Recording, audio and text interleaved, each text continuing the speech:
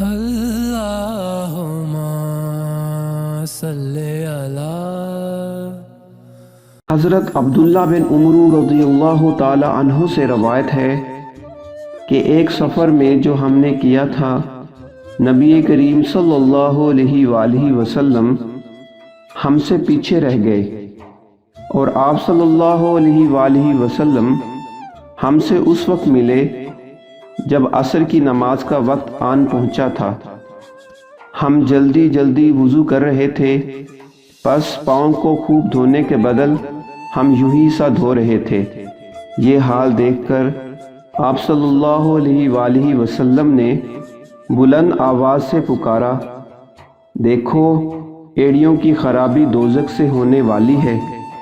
2 یا 3 بار آپ صلی اللہ علیہ وآلہ وسلم نے یوں ہی بلند آواز سے فرمایا۔